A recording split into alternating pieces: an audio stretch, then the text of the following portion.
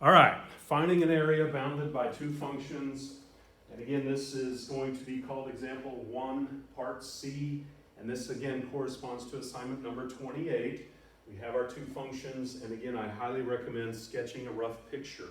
So, as we've established on previous examples, we find the points of intersection by setting the two functions equal to one another. So, this is algebra, all right? Lots of ways to do it. I noticed that there's two terms that have x. I would tend to probably bring the x squared over to this side, but oh well. Somewhat counter to my intuition. How about we get it in standard form by getting everything on one side? We can't use inverse operations on this one because there's two terms that have x. And this is all just algebra, right? And this one, fortunately, will factor as x minus 3 times x plus 1. And then this is just algebra. This is quadratic equations, assignment number 11 in my algebra class. And then the two values of x that make those expressions 0 are 3 and negative 1. All right, so on that x-axis over there, negative 1 as well as 3, we hope prove out to be points of intersection there. So that's just algebra. Hit pause, go back and review algebra. I don't know what to tell you. If that doesn't look familiar to you, go back to your algebra instructor and give him a good swift kick, all right? And I guess for some of you that would be me. So I'll turn around, you can kick me if that didn't make sense. Ow. All right, man, you didn't have to do it that hard. Anyway, that's just algebra. Now, I like to confirm them. So, like we've been doing on the previous ones, if we stick negative 1 in for x here, this is just arithmetic. 2 times negative 1 is negative 2. Negative 2 plus 3 is 1. All right, let's confirm it over here. If we put negative 1 in for x, negative 1 squared is 1. Yes, indeed, that is the same ordered pair. So over here, they cross at the ordered pair, negative 1, 1, negative 1, 1. Don't worry about your scale, just get close. All we need is a sketch, a very rough picture. 3, let's confirm that one.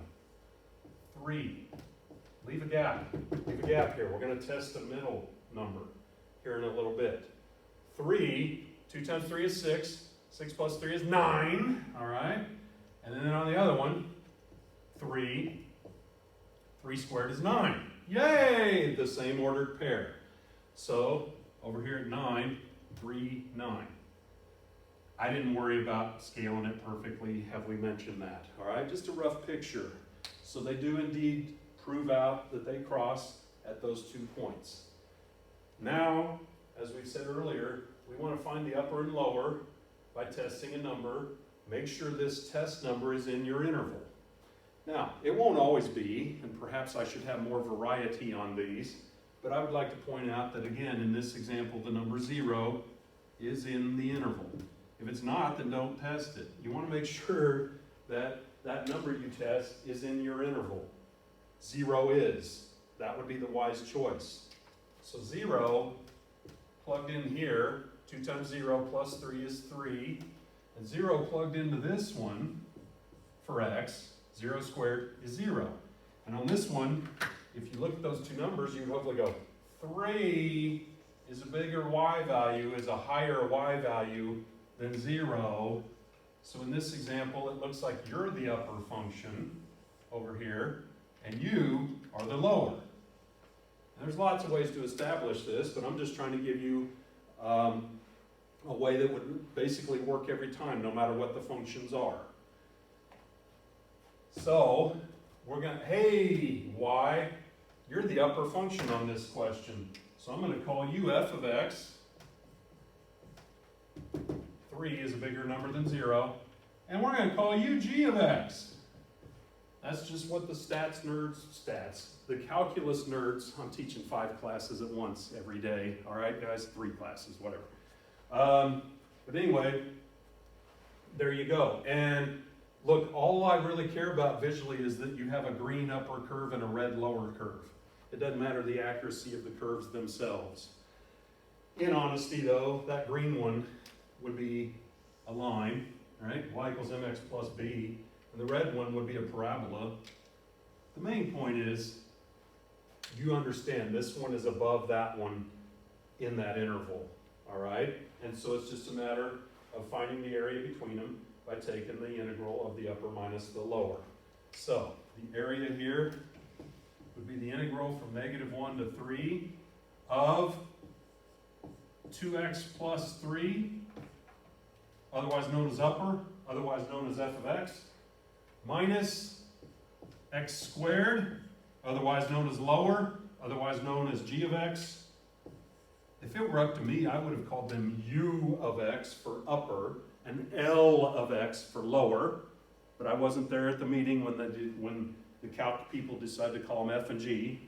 Most books are going to call them F and G. I'd like to call them, again, u of x, L of x, but oh well. None of these are like terms. The purist in me wants to put it in descending order, so I'd move the negative x squared up front, plus 2x plus 3. These are going to be easier to integrate. They're just going to be terms, all right? We're not going to give you, once the thing is set up, I don't think you're going to need to use substitution or anything like that. It's just terms here. So I'll go one more step with you. The antiderivatives of these terms would be negative x cubed over 3 plus 2x squared over 2, otherwise known as x squared. What's the derivative of x squared? 2x. And then 3, with respect to x, by the way, would be 3x. And then we transform it over here to the evaluate symbol. I'm just taking you back to old stuff here, right? Assignment 25-26, fundamental theorem of calculus, find your antiderivative, otherwise known as integrate, right? And then here we go, it's just arithmetic to do the evaluate step. And so again, we evaluate, whereby we would stick the 3 in there for x, and that would be the f of b, right? Evaluate it, minus, and then stick -1 in there.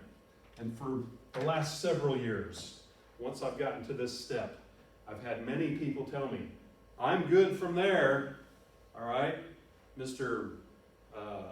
Swiss steak. I can do this. This is arithmetic, so I won't insult your intelligence. Is that a rationalization for being lazy? Possibly. But anyway, you should end up with 32 over 3, 10 and 2/3, 10.6 repeating. I don't care. And again, after that, it would be time to celebrate, wouldn't it? We're going to celebrate here. And then, of course, as you all know, once we successfully pass this class, we're going to graduate someday. And then I always want to remind you the most important step again is you're going to go get a job, you're going to become a world-famous engineer, you're going to use this math, and you're going to be so grateful for the people who helped you that you're going to come back and you're going to compensate those of us who are here in an empty room talking to empty chairs. You're going to go, man, thank you so much for helping me get to where I am. And so you're going to come back and you're going to compensate us to show your appreciation, aren't you? So integrate, evaluate, celebrate, graduate, compensate, appreciate, make it rain.